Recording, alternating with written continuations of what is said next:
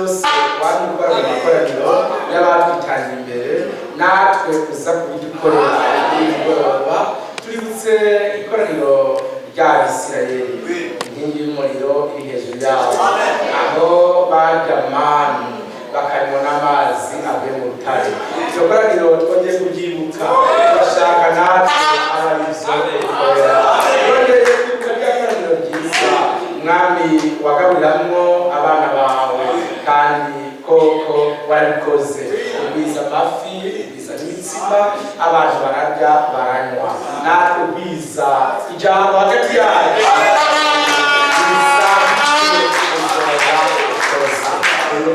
rya koraniro bari mu cyumba cyo hejuru, aho igihita cy'umuriro caza, maze mpemu yera yigabanganya buri muntu wese. Natwe naze abe hano mu ikoraniro kandi abe no mu mitima yacu. Twibutse cya gihe hakivuga cyangwa gisekereza imyaka 40 yose ngo ukize ibimuga biri hagati yacu natwe byose tugano bikize izina ry'Imana. Mwami amakoraniro yose wabiyabamo ngwino niri naryo wibe nk'uko ari mu ya mbere kuri Imana idahinduka, kuko wabereye no munsi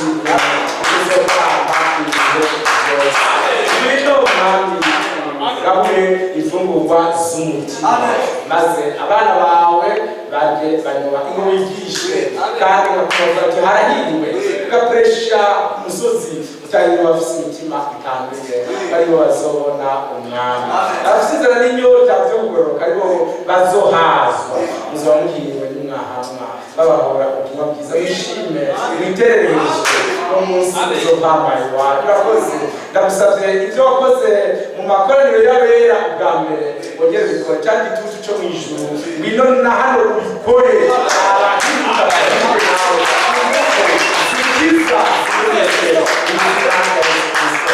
Mwami urakoze umugisha kuva mu ntango gushika mu iherezo, ko tubisavye mu izina rya Yesu Kristo, amen.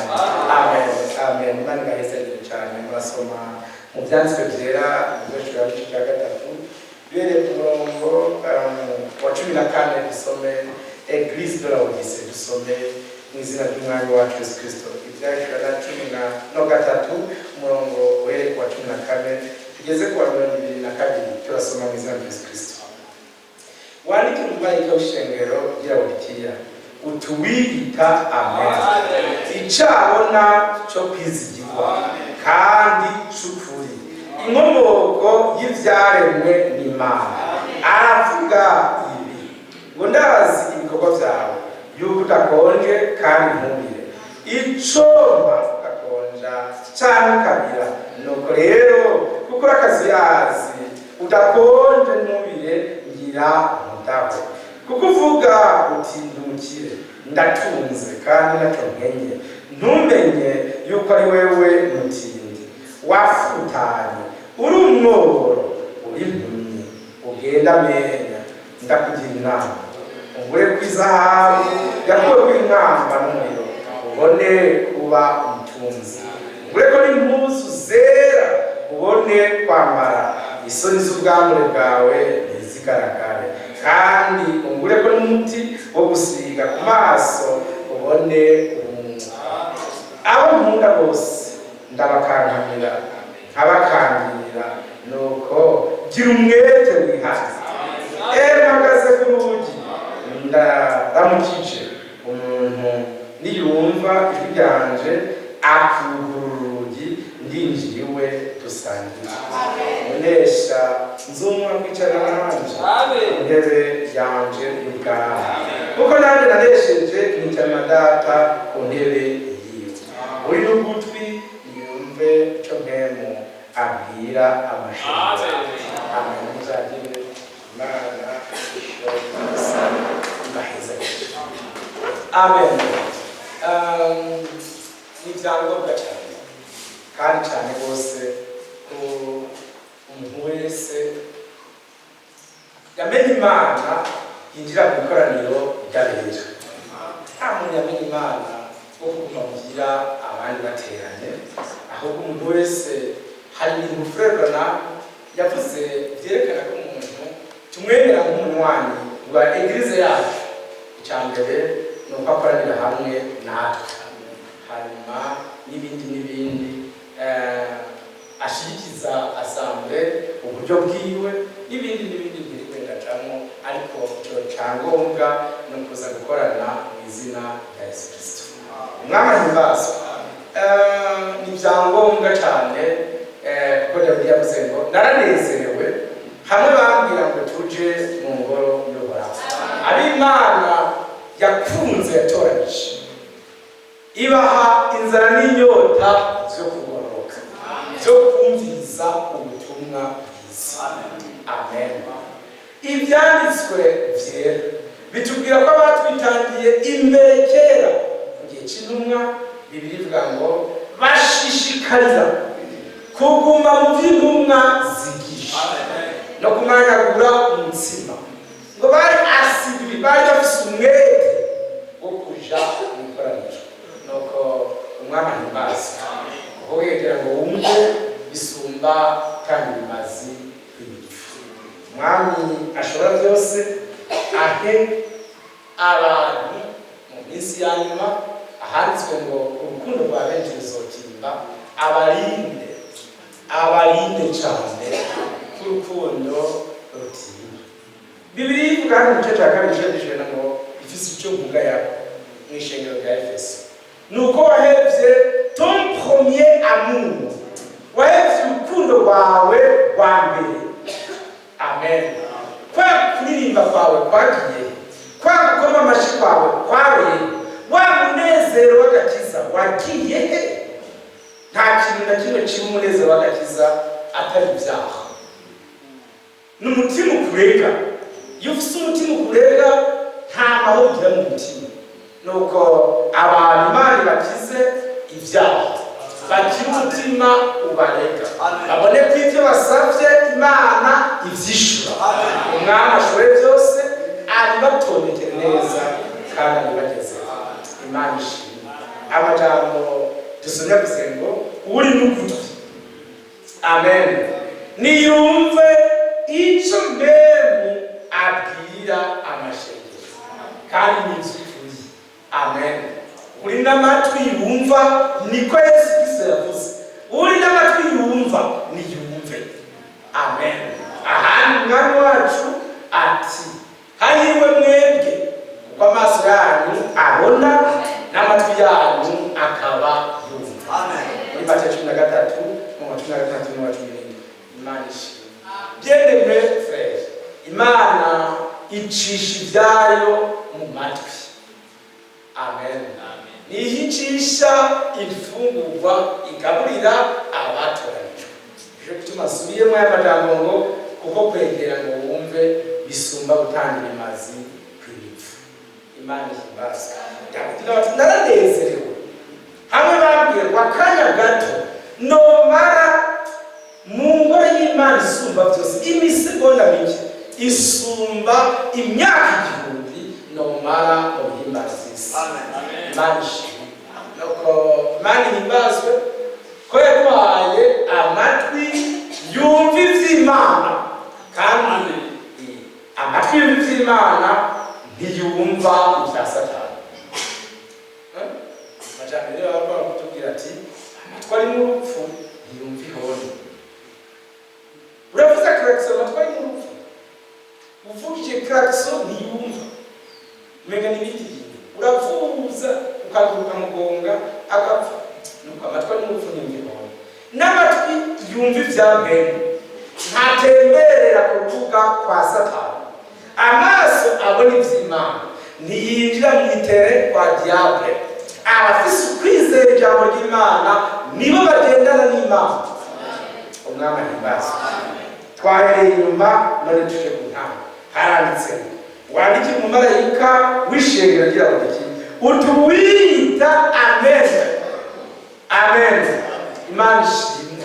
Uwita amen kukubera ari we aje gusozera igikorwa ciwe muri twebwe. N'ishengero ry'Imana ry'Abadiventi ry'umwami azoza kurangizamo imirimo yiwe, aca avuga ati hoho nyene uwita amen. Amen. Imana ishimwe. Amen. Arakomeje ati icyabona cyo kwizigirwa. Amen. Il est le témoin fidèle kuko ari we mu minsi yacu ahagarariye itegurwa ry'umugeni. Afise ibyo atunze muri we yifuza gushitsa mu mugeni entier. Mu mugeni wese yifuza kubaka abantu abubake nk'ukwari nk'uko byanditswe ngo ibibogaboga muri we nibyo natwe twanyoye. Niyo abantu bokwemvita kunywa isupu iwacu, nzokwemvita kunywa isupu nanjye nkunda, sinzokwemvita kunywa isupu nanjye nawe. Umwami yadutumiye yaraturaritse kugira ngo tuje kunywa ku bimurimo, kugira ngo kwari natwe abariko tuba kwasa muri iyi si natwe abariko tuba. Amen. Imana ishimwe. Byanditswe muri Yohana wa mbere igice cya kane, muri Yohana wa mbere igice cya kane ku murongo wa 17 handitse n'amajambo ngo Imana ibazwe.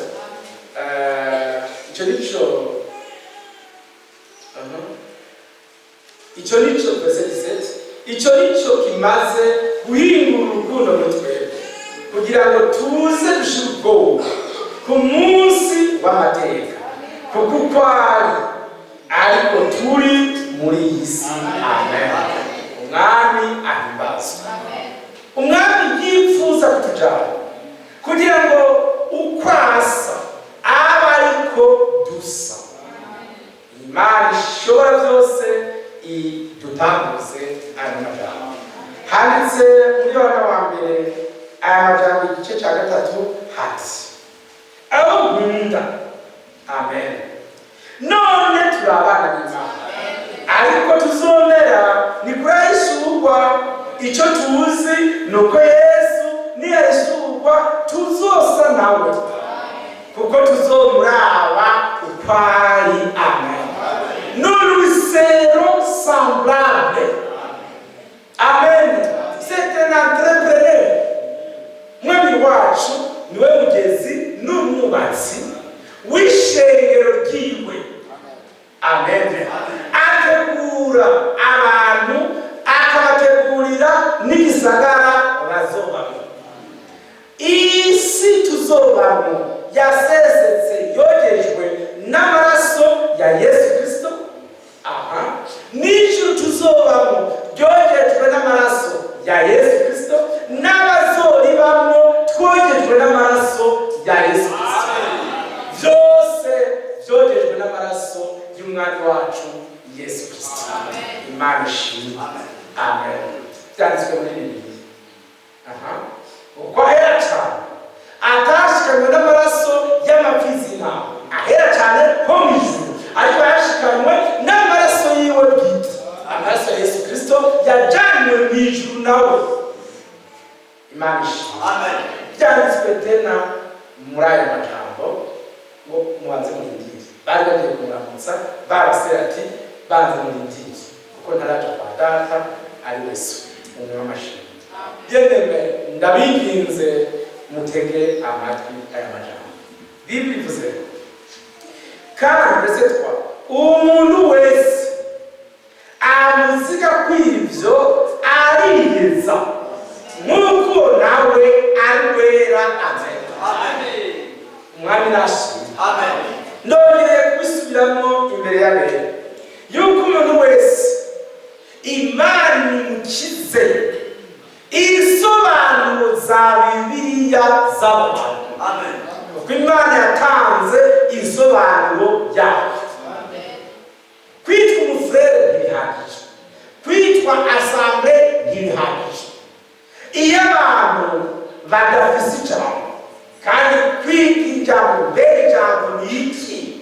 Ijambo ni insobanuro y'ibyanditswe. Amen. C'est ça la parole. Amen. Ijambo si mirongo ya Bibiliya umuntu wese avuye kuri katikisimu aza agacasobanura, umuntu wese avuye hiyo ikiganda aza agacasobanura, umuntu avuye kwiga kutire aza agacasobanura. Ijambo ni insiguro ya Bibiliya Imana irungikanye abari mandate. Imana irungikanye abo yemeje yarungitse n'ijwi ryumvikana. Cyo kwicara kumbagura ngo ndafise isiguro y'ibi vyanditswe, iri ni ijambo ry'Imana, horana mukama. Cyo kuvyiga mu ishuri rya teologiya uti Jonani yose narije kubabwira oya, Imana bwite niyo musobanuzi w'ijambo ryayo. Umwana ntibasa cyanditswe hano kwa Petero, muri Petero wa mbere, aya majambo nayo kuri y'Imana isumba byose. Aya majambo avuze ati Imana ishimwe cyane. Écoutez bien frère. Je vais lire. Oh, la gueule, voilà. Petero, oh, nabwiye wa kabiri. Bien. Haranditse verset 20. Iryambere nuko atajambo ry'abavugishwa n'Imana ryo mu byanditswe. Petero wa kabiri cyo cyambere umurongo wa 20. Ryo mu byanditswe rishobora gusobanurwa nk'uko umuntu avyigomera. Amen. Il faut bien souligner. Amen. Nous avons fait kuziko ngo bamuja abafrere banize pastori ngiye gusobanura byanditswe. Uzoba isobanuro ibandutsa. Amen. Amen. Isobanuro y'ijambo ry'Imana, Imana yirungikana abitumye. Natwe twayakira tukayishikiriza abatoranijwe. Amen. Kuko jambo ryavugishwa n'Imana ryazanywe no kugomba k'umuntu, ariko abantu bavuga ibyava ku Mana barongowe na Biblia. S'il vous plaît, mwese badenga mugomba kumva n'amatwi yanyu yose bikinjira bigashika no mu mutima ko tutemera inyigisho taye sur mesure. Muri assemblée, ça c'est exclu. K'umuntu amenye ibyo muze yarariye kugira ngo aze guhiga umurongo wa Bibiliya arihegekera. K'umuntu mupfa ideni agufitiye hanyuma acaza kwigisha amadeni kw'ishere. K'umuntu mupfa iyo mupfa hamahengamye afata imirongo ya Bibiliya avyambike ibyo mupfa kugira ngo ashike ku ntumbero ziyo. On n'accepte pas ça. Ntibyemewe mu ngoro y'Imana. Ntakafate ngo tugipfa na Antoinette ndanditse uno musi nenda gukoreshako ndabihegeke ntaza no kumenya ko ariwe navuze naho niba bimenya mfise imirongo ya Bibiliya ndakugengamikirako. Ça c'est sur les prédications tayisinezi zivuye kwa Satani. Uyo automatiquement abamukozi wa Satani. Amen. Amen. Amen. Bien-aimés frères, mwenda Paulo yavuze hano mu Bikorinto aya magambo meza y'agaciro kanini ati umwamashini muri 1 Corinthiens mu Bikorinto ba mbere yavuze ati verset 18 cyo cyambere mu 18 ariko ni ba mbere cyo cyambere mu 18 kujyamo ry'umusaraba kubahona arupfu, ariko kuri twebwe arakizwa n'ubushobozi bw'Imana. Amen. Amen. Imana ishimwe. Amen. Nous devons prêcher Jésus-Christ crucifié. Que twigisha Yesu yabambwe. Amen. C'est ça le plein évangile. Amen. Comme puissance de Dieu. Umwami ahimbaza. Twigisha Yesu yabambwe. Ntabwo tujya guhengekera ibintu ngo dusinye kompromi, dusinye amasezerano atagira ifatiro. Dufatiye ku byanditswe byera, twigisha Yesu Kristo yabambwe, twizeye ko yazize ibyaha byacu, twizeye ko indwara zacu yazikijije igorogota, ibyaha byacu yabitukure mu igorogota, abita mu kiyaga cyo kwibagiza. Twizeye ko yaduteguriye inzira nyabagendwa, niwe nzira n'ukuri n'ubugingo budashira, niwe yapfuye azira ibicumuro byacu. Il est le seul médiateur entre Dieu et muhuza w'abantu n'Imana isumba byose. Amen. Il est la lumière, niwe muco wenyine. Il est la résurrection, niwe kuzuka kw'abapfuye. Ibyizigiro byacu byose Imana ibahumugisha. Ya predikasi igira 8 muri zimwe Imana yateka frère Frank ati ubashirireho ipredikasiyo zine kugera ku ndwi, sawa.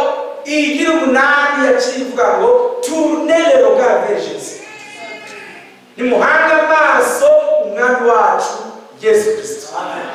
Que Dieu vous bénisse. Nta wundi duhanga amaso, ntiduhanga amaso ubushobozi bwa eglise yacu, abatunzi bari muri eglise, ubwinshi bwayo, abakuru, abize, ibitari bimwe. Duhanze amaso Yesu Kristo yabambwe.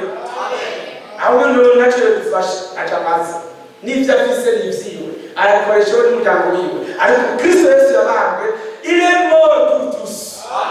Yazize twebwe twese, yikorera ibyaha byacu twese, n'umwami natwe. Frère, aya majambo nayo kuti hakindi nta n'undi burya twemera dukuza, burya twemera ku mutwe w'ishengero ari Yesu Kristo. Amen. Niwe mutwe w'ishengero, niwe yabiguze. Twemera ko ari we Yesu. Amen. Adogesheje amazi y'ijambo. Twemera ko ari we azobyishira. Amen. Tukemera ko ari we enlèvement, niwe résurrection, niwe kuzuka mu bapfuye, niwe zamurwa, niwe azotunyakura, niwe azotwakira mu bicu.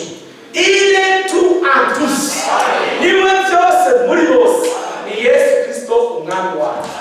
Niwe jambo, niwe mwemu. Amen. Imana ihimbaza. Ntabwo dushobora na rimwe kwemera ibyo abantu basobanuye. Twemera isobanuro zivuye ku Mana, nizo zizana ubugingo, nazo zifise ab'Imana zirungikanye. Ce n'est pas Jérôme, non, non. Ab'Imana birungikanye ni Ewari Frank na Frère Branham.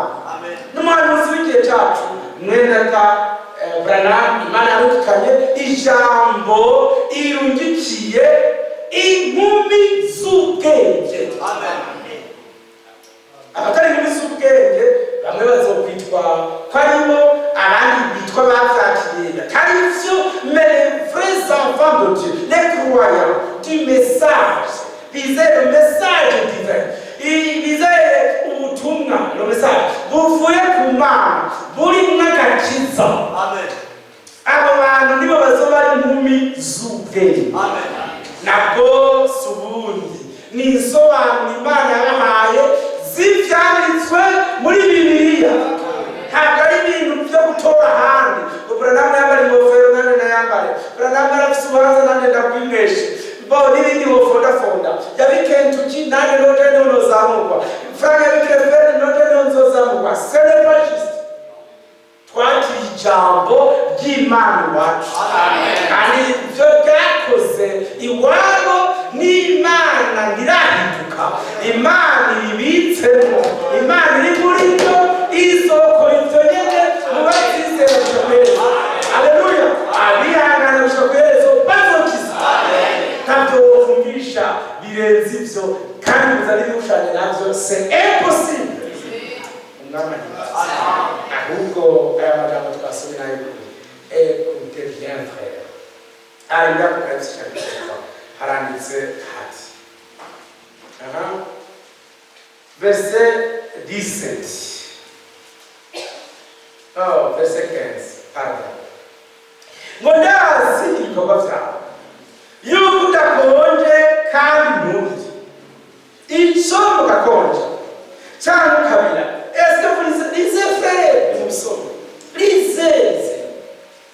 nimubisome nimuzingure maso.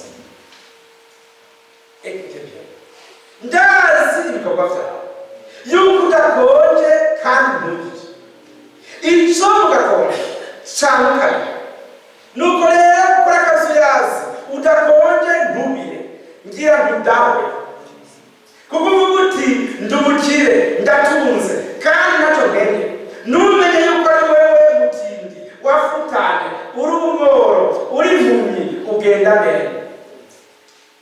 Écoutez, verset 17. Dieu a trouvé une solution. Alléluia. Umwami nahimbaza.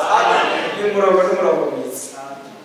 Watudondeye ubukene bwose dufise, umwami yaje kurangiza kubw'ijambo yatungiye.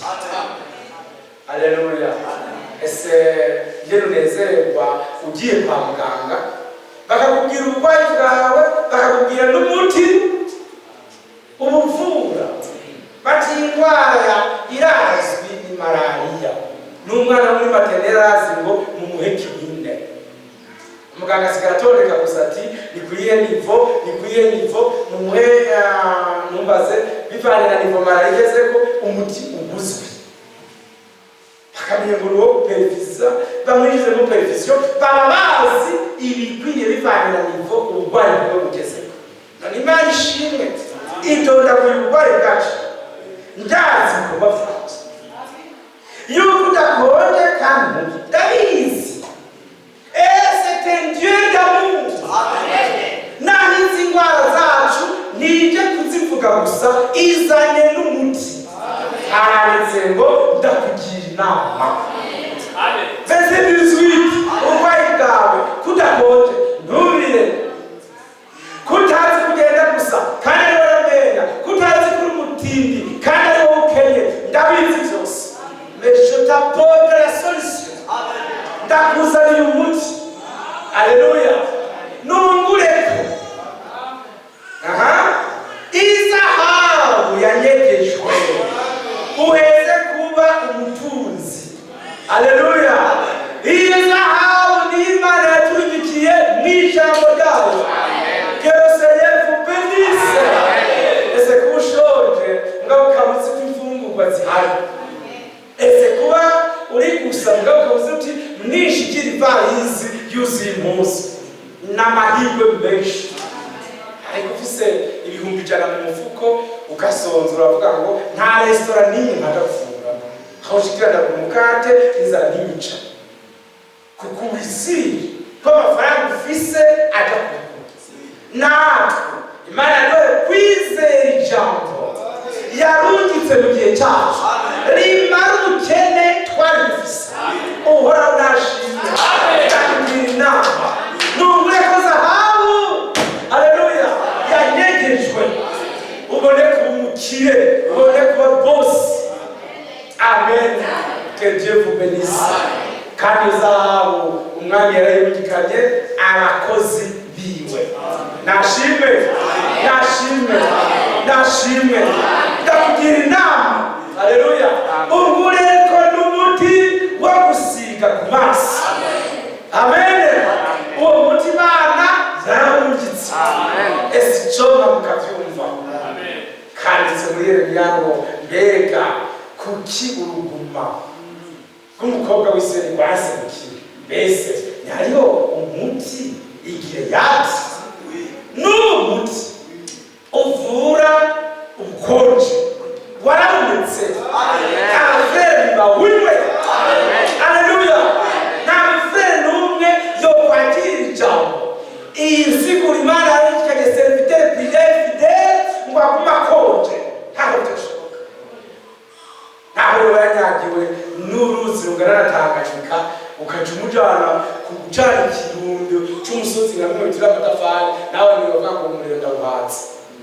Uko niko natwe Imana ubukonje bwacu yarungitse ijambo. Amen. Tuba dukonje turi imfuvyi twabuze abavyeyi benshi ngaha mwarabagutse sawa abandi twiriwe inzara abandi ntitugira ivyo turya abandi turwaje mu bitaro abandi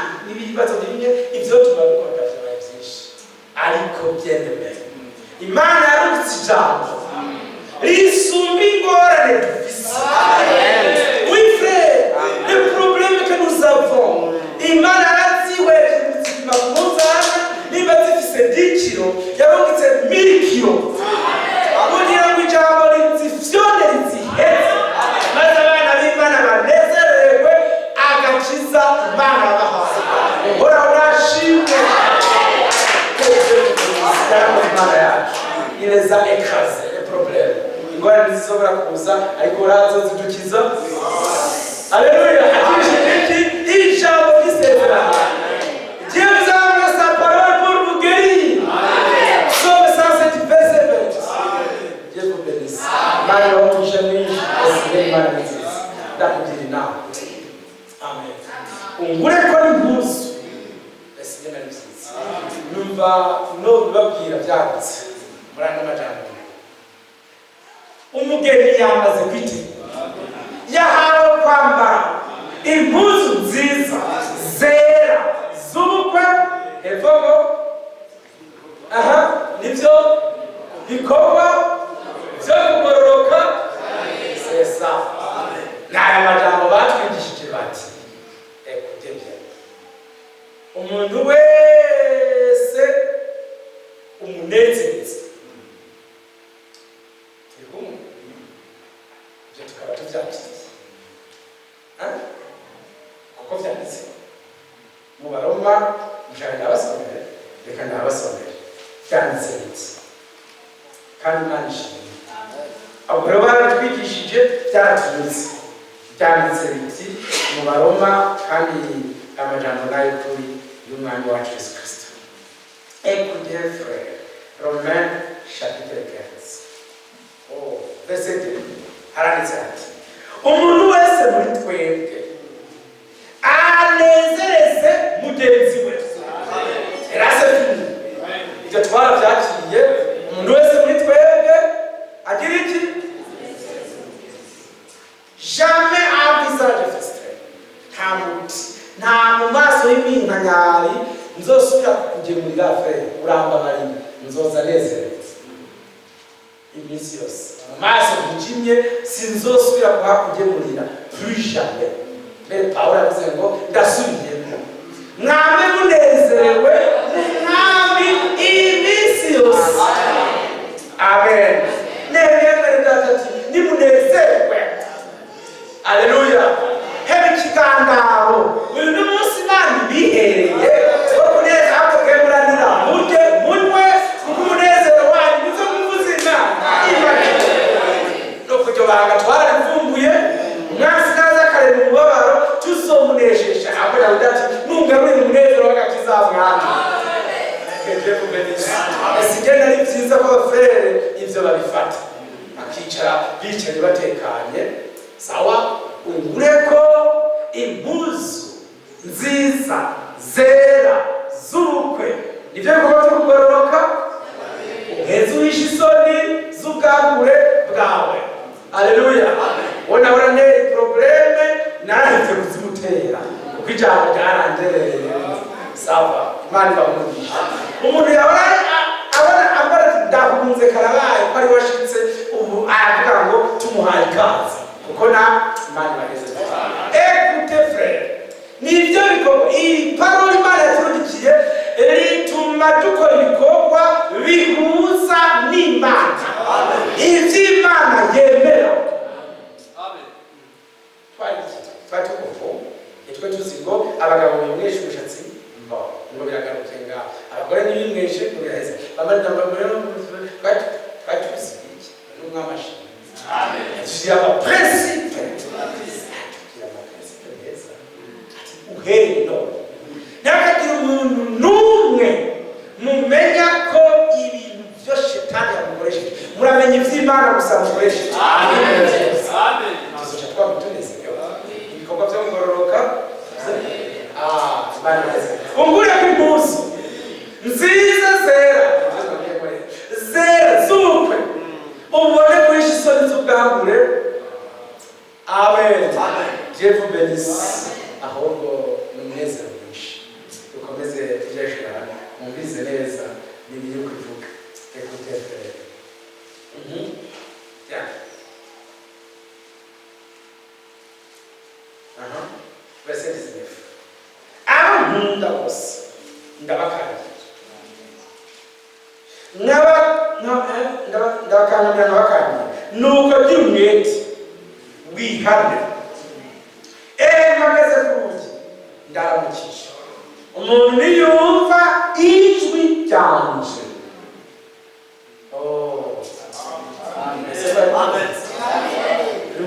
cya gatatu umurongo wa 20. Ijwi ry'Imana bwite twararyumvise riciye mu bashumba bayo. Mbese jina Imana nziza, murabinezerewe? Uhoraho ashoboye byose abambere umugisha utagabanije mu izina rya Yesu Kristo. Oseya ati, muri Oseya igice cya 12 umurongo wa 13, aya majambo ni meza aranditswe ngo Uhoraho yaduganya Abisirayeli abakura muri Egiputa, abakuje wavugishwa nawe, kandi wavugishwa nawe niwe yabazigama.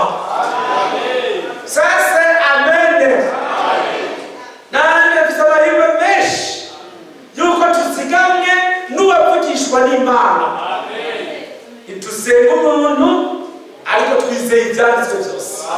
Amajambo y'abatwigishije niyo tuzigamiye mu gakiza na bugingo n'ubu. Uhoraho nabiherekwe icyubahiro.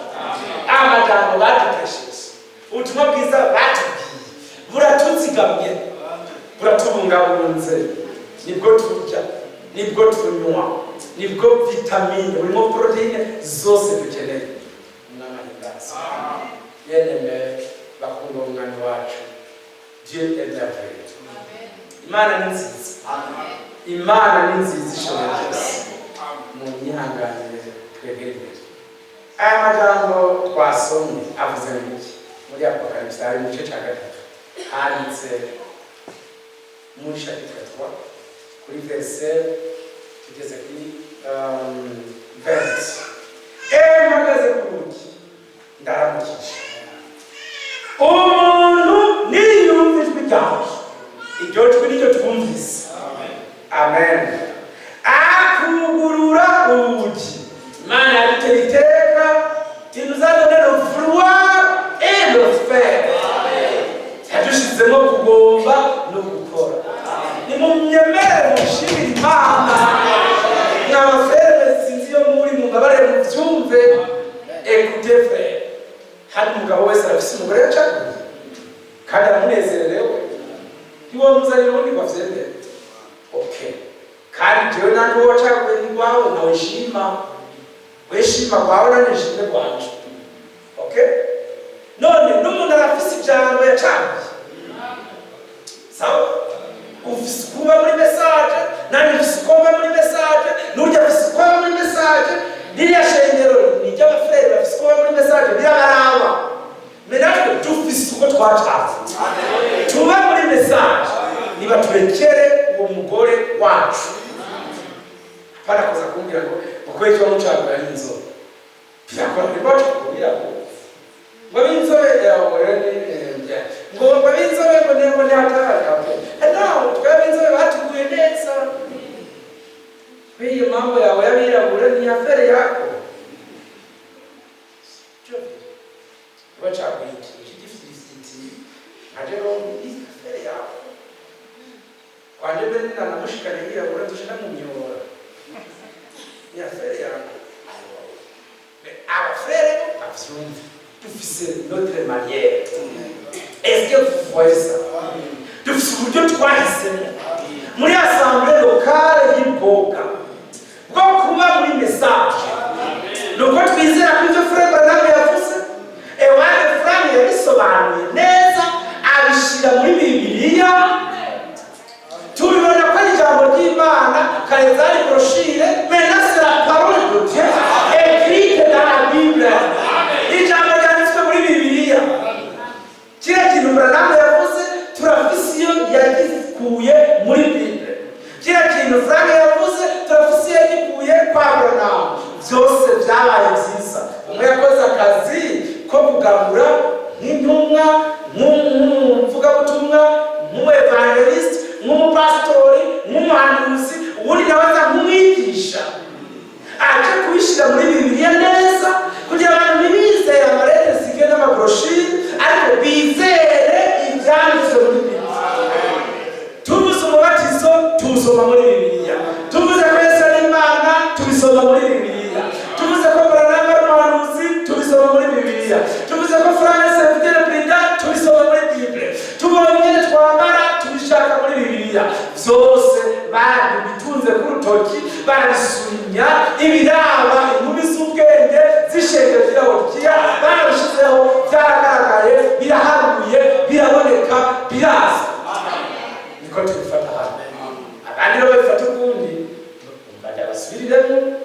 uteka inyama ugashyiramo seleri na romari ukabandanya ugashyiramo n'akunyu utegasenda neza. Alors ni ukuvuga ngo iyo ni affaire yawe, ariko neza bacakatiramo amavuka hamajuru ndabijyana apeti muramubarire arababigenza, ariko ni by'ukuri cyuma inyama ku isahani ugashyiraho n'ivoka ugashyiramo nk'abivurunga cyangwa za n'umutsima umva nibyo biryoshye. Ariko abasirimu nabo bantu ivoka baza kukarya mu iherezo basatira udusate tugora rero ngo mbanza kubivurunga byose bigacangana bikaba bien umva biraryoshye. Alors non s'il vous plaît, niyo manière ni kwiwo muri kwacu nuko hameze murabiturekera uko nyene tubijuko nyene hama namwe uzo bijukwana mutwihose.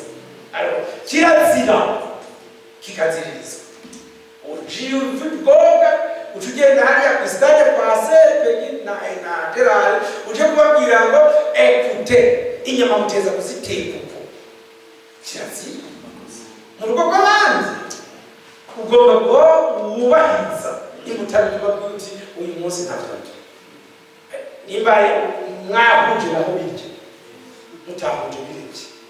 Nagiye ahantu usanga umukeke mu kurya niba ntibakura batere wose bagahekenyana bikavungana abo n'abashinga aho rero n'ubahutse n'abafunga iwacu ntabiriyo abo n'abandi namwe murabyumva nawe. Hari abandi nabonye ayiriki ari naho baritesa tere byose akajyana ikibarana n'umurere byose batere abo nabo narababonye abo n'abandi ngira ayo n'abagidimu bazisemagura mw'ijuru abo nabo batangaza kwase navyo ndabyashobora. Ariko kuvuga wese niba wari indimida wase nane nkajya n'unuja mazi iyo ni affaire y'iwacu batureke. Hari ndagara nabone ziragira nazo ziriho no kuvuga ibyo bintu ni byinshi ariko byose byitindagara mubareke. Ariko abana b'Imana isumba byose nibamenye ko hariho eglise shengero Nyakaramba assemblée locale umuntu wese ategerezwa kunezererwa cyane no kuyibamwo kandi akanezererwa n'uko iteye imbere kandi akanezererwa n'imikorere yabo kuko ari mwo mu bayishinze uburimo mu bayishinze uburimo icyo bwite ikizina gikunze ubucyanse abandi bafite bakunga umukono bati nacyo turagikunze nuko nyine nabo bagenda byasambeye Yerusalemu ibyabereye byose ntibyanditswe kibarusi kitabona kwiza ariko hari ibyo bakora byabo tutazi n'iby'Imana yemeye ko bandika. Ubundi munsi niba Petero yagiye yambaye ikanzu niba bambara amakanzu itabutse ku rutugu afurika kujavuga ati ntidukoreshe uno munsi bambaye itabutse ku rutugu ibyo ntibiriyo barabyandika nikavyatavyenza ariko ikibero cyasa kubwira abafrere hariho eglise locale abajene n'abakuru n'abasaza bose inanime bafatanye mu nda nk'urugo rw'umugabo n'umugore n'abana batemera ikintu na kimwe kibasambura bemera ibibubaka vyonyene. Amen. Imana ishimwe. Ufese madame akazarazana abantu bakwiba amahera mu nzu si wawe uyu mugore. Ufese madame akazarazana abantu b'abapfumu n'abarozi baroge wewe si umudamu wawe. Bagomba kugira umudamu mu byumva kuri mushigikirane akwifuriza bonne santé amagara meza.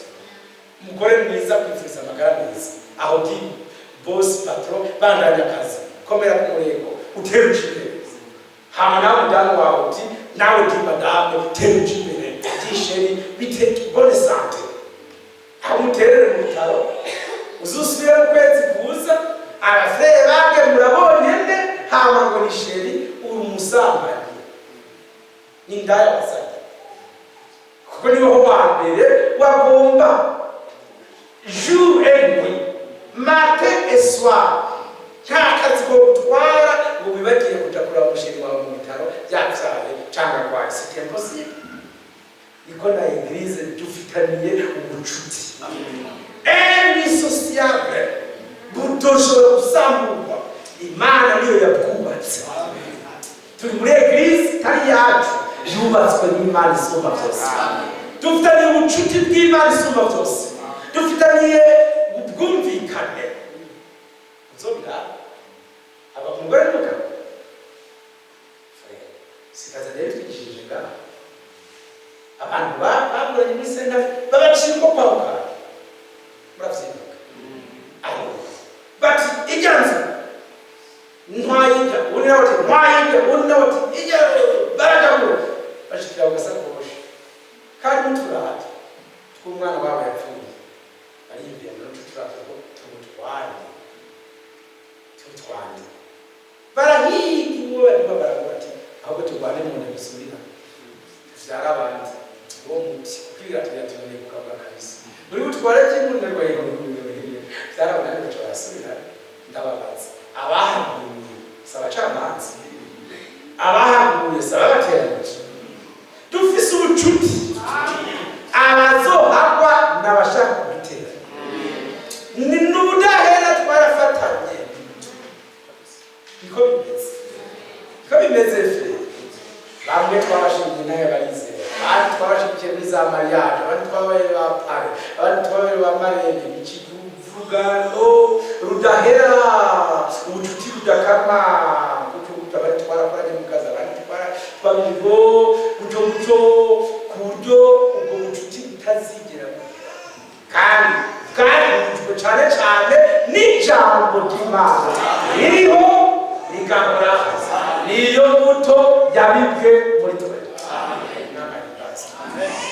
Écoutez frère, umvirize aranditse verset 20 unesha amen nzomuha kwicarana nanje ku ntebe yanje y'ubwami.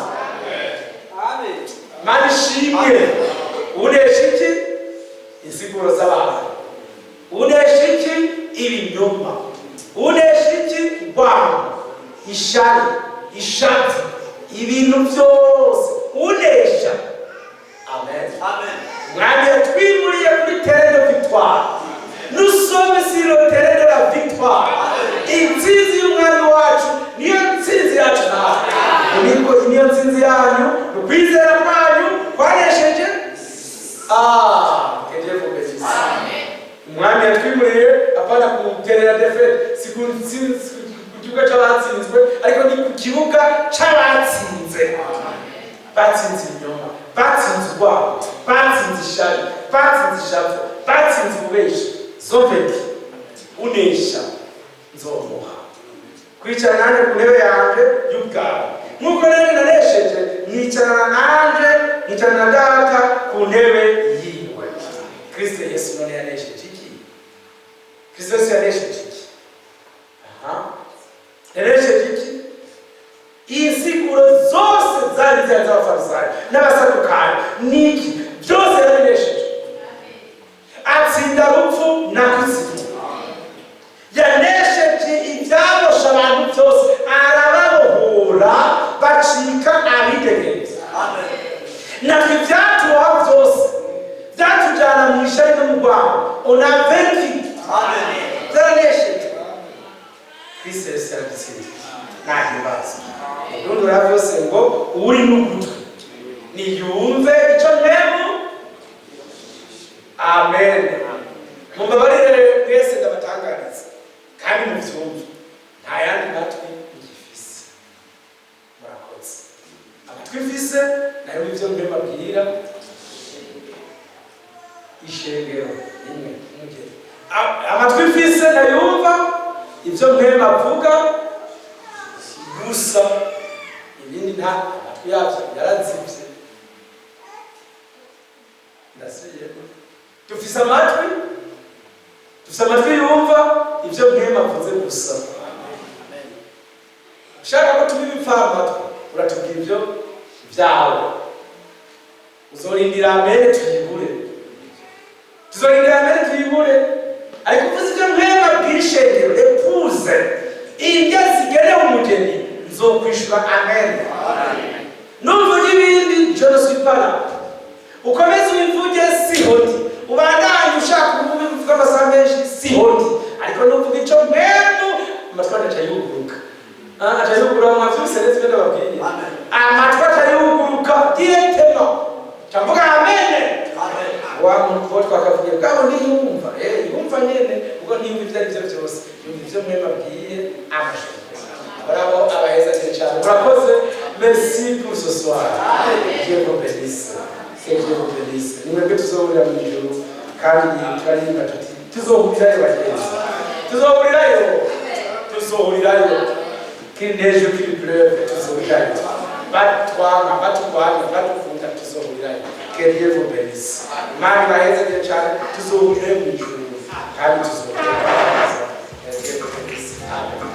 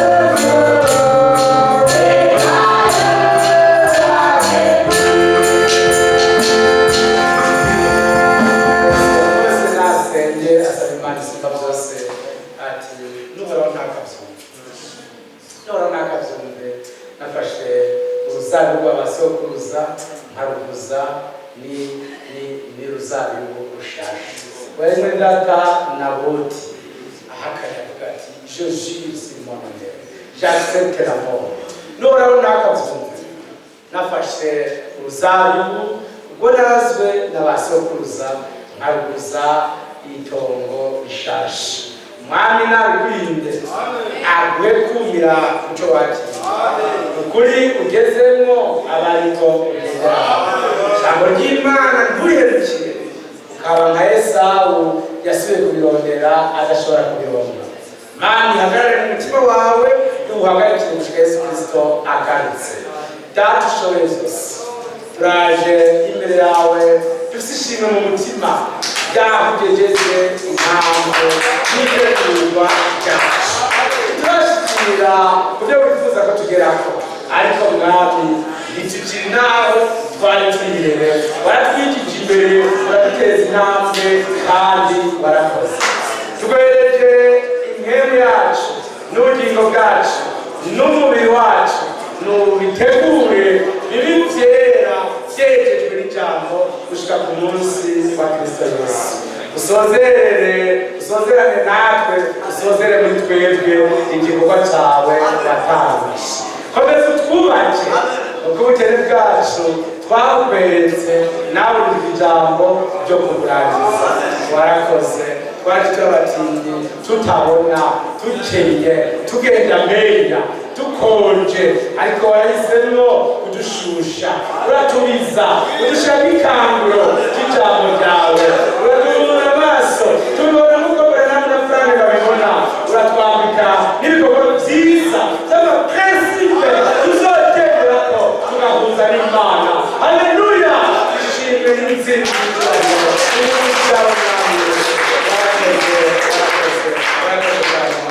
Ewera ubimutuze mu byose neza kandi uragwanira agahande kose barashikijwe n'Imana zose oye kugira ukabana. Urakoze umugoroba mwiza, uturinde inabi yose, uturinde indwara zose, urakize Madame Vitase kandi ukomeze kumwitwararika umuzane mu rugo rwiwe amahoro. Urazigame abafashe ingendo mwari, urabarindire ubushobozi bwawe kandi natwe kuva hano urajane natwe, uradukiza abarwayi bose kandi umurwayi na bumwe utugumako, ariko gasenga kose n'agakengerwe kose nubirangize mw'izina rya Yesu. Wagiriza abamamare bacike umwami, bacike abawe nabo babwirikire bakize ivyo ukoze. Tubigusavye mw'izina rya Yesu Kristo. Amen. Amen. Mwami Yesu weze